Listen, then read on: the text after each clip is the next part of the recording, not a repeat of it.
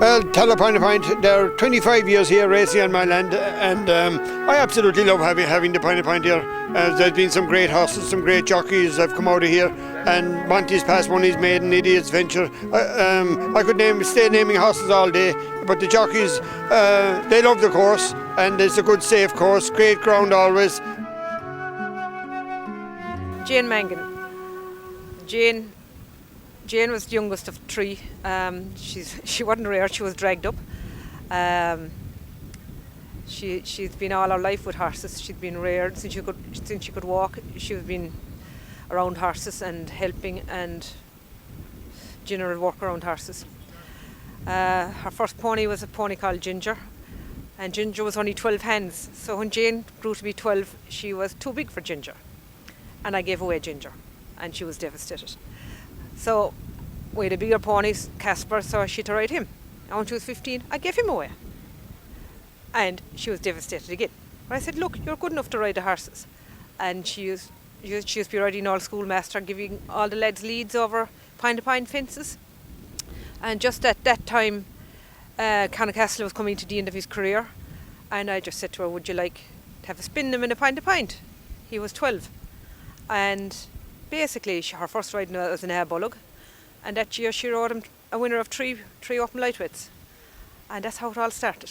Well, I suppose I was very lucky. I grew up in a family of horses, and we've always had ponies, and Brian and Patrick before me have always ridden out, so I had ponies and did pony club up until around the age of 16, and I did eventing, and kind of got to the stage where I was either going to graduate from the eventing to the racehorses, or I was going to get a proper horse for eventing, which didn't happen. I started riding out, and things just kind of took off from there. Conna, after winning the Powers Gold Cup, and he ran in the Grand National, I think it was in 2009, was in the twilight of his career, and the owners very kindly suggested to Mum and Dad that I maybe take him up for lightweights and experiment on him and see how I get on. So I had him to start off in lightweights and got on very well. I won 3 points in my first season on him, and things kind of propelled from there. And I suppose my parents were kind of hoping that I'd leave it at that and close that chapter of my life and not pursue the racing. But I remember in April we had a mare, couldn't win a point.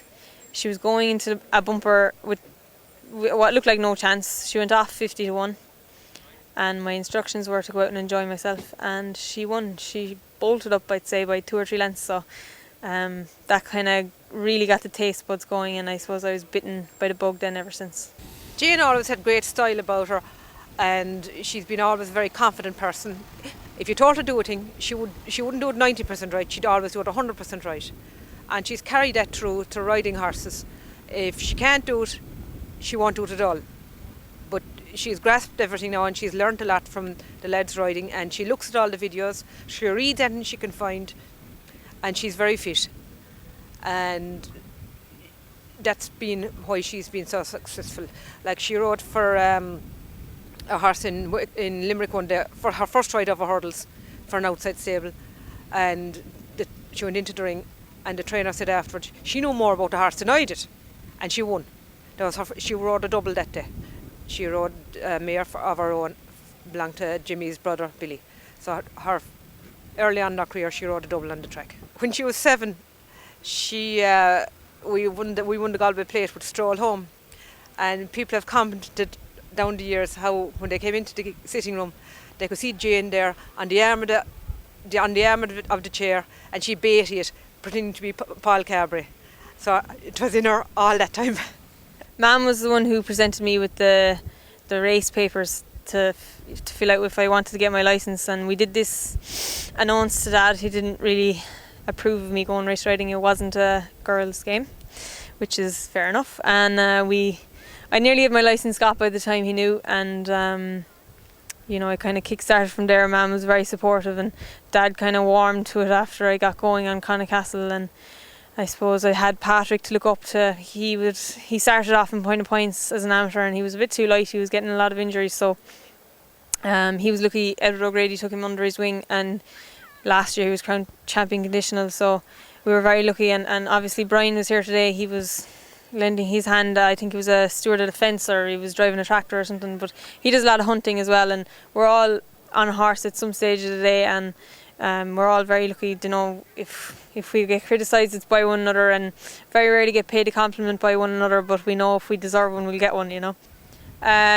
Racing very much dominates my life, but obviously I go to college in Cork and I commute up and down every day, so it's around 40-minute commute. It's very much college fitting in around the racing rather than vice versa. I'm very lucky that I can ride out at home when I want, and I'm flexible enough that way, but it's not too bad being in college of a wet cold morning, I can tell you that much. And I've started my second semester, did well in all my first semester exams, so things are going to plan, and please God, it's a 4-year course, it's a long road, so we'll hopefully be doing well at the riding at the end of the 4 years as well, so we'll see how we're getting on. Today's race, I had planned to go to Punchestown, but I didn't get a ride up there, so I thought it'd be nice to stay around at home and just be a spectator at the races. I knew we'd have a couple of runners, but I didn't think I'd be riding any of them. And then sure enough, Paurick O'Connor rang Mam, and just kind of seeing what I was doing, and Mam said yeah, she accepted the ride, and she didn't really tell me until very late. I'd say it's Friday I found out.